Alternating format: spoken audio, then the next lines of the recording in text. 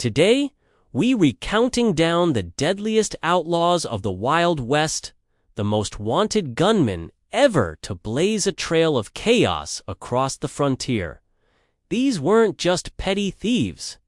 They were masters of the firearm, architects of daring heists, and symbols of a lawless era. So, saddle up and get ready, because we're about to ride into the heart of infamy.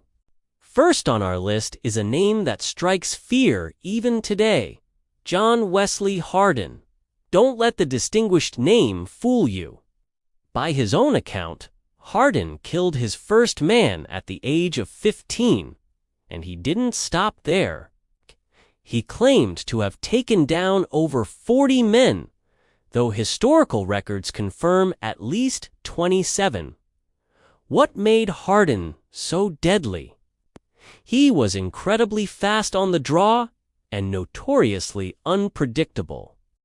He was known for a border roll trick where he'd wear his holsters backward, allowing him to cross-draw with lightning speed. He wasn't just a killer. He was a walking storm of violence, often shooting men over a card game, a snide remark, or just because they looked at him wrong. He even shot a man through a hotel wall for snoring too loudly. Hardin's reign of terror spanned Texas, where he was both feared and, in some circles, strangely admired for his defiance of authority. He was eventually captured by the Texas Rangers and served 17 years in prison, where he surprisingly studied law. But old habits die hard.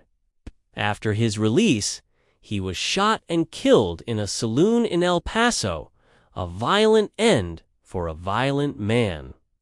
Next, we have a figure whose legend is almost as big as his crimes: Billy the Kid. Born Henry McCarty, this young outlaw packed a lifetime of crime into his short 21 years. He was a central figure in the Lincoln County War in New Mexico, a brutal conflict between rival cattle barons. Billy wasn't just a hired gun.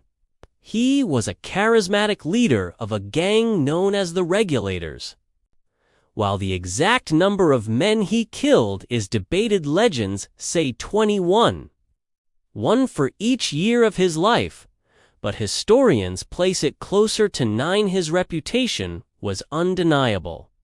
He was known for his cunning escapes, including a famous jailbreak where he killed both of his guards. Sheriff Pat Garrett, a former associate, famously hunted him down.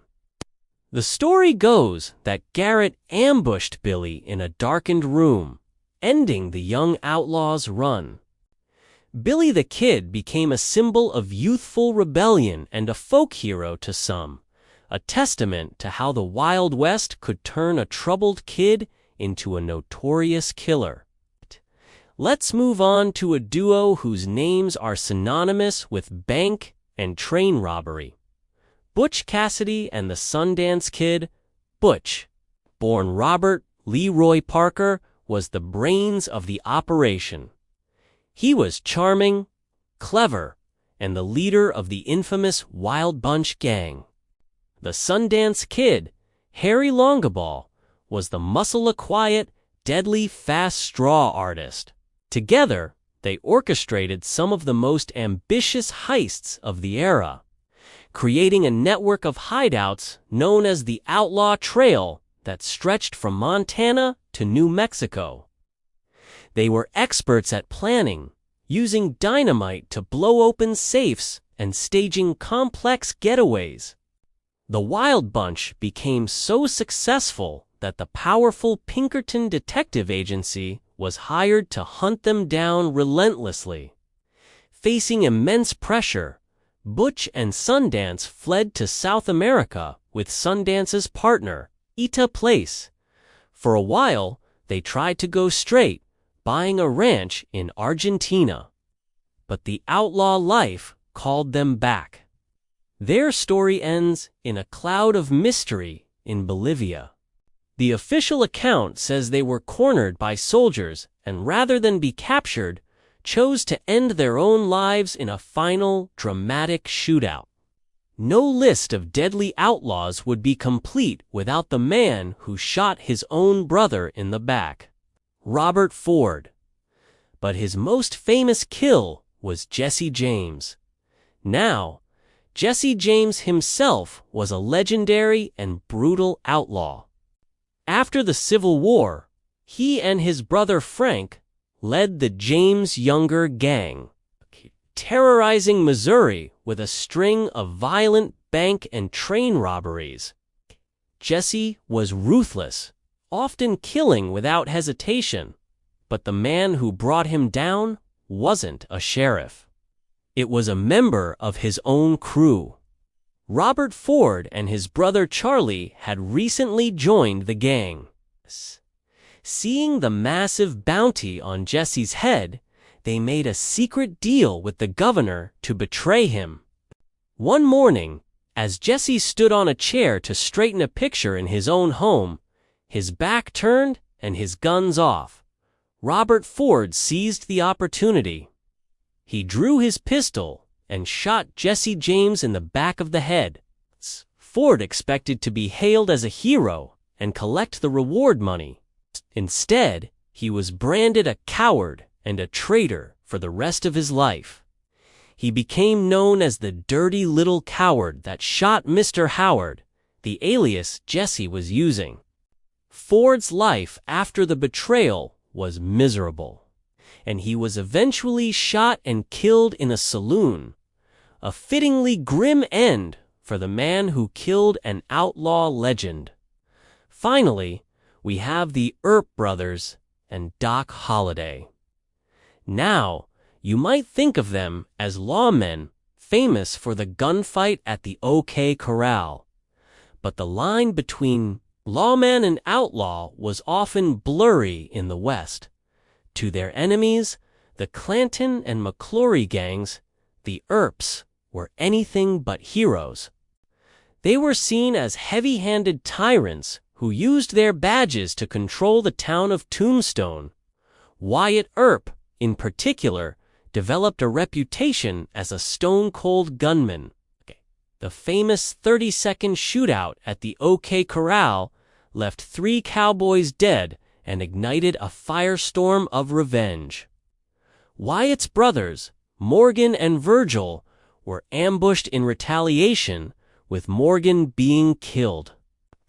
This pushed Wyatt over the edge.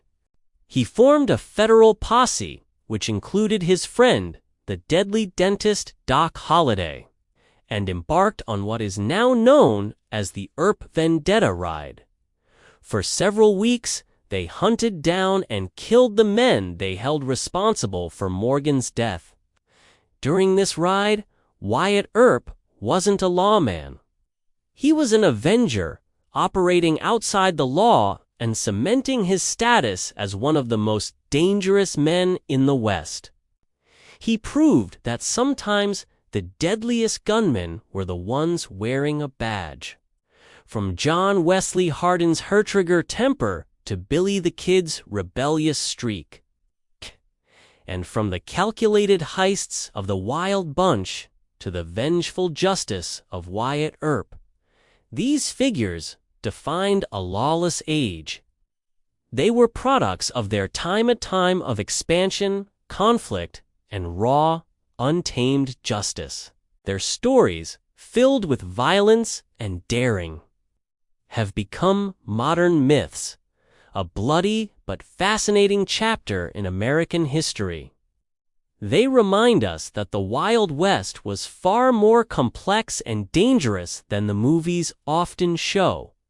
These weren't heroes. They were survivors, predators, and legends etched forever into the history of the frontier. What do you think? Who do you consider the most dangerous outlaw of them all? Let us know in the comments below.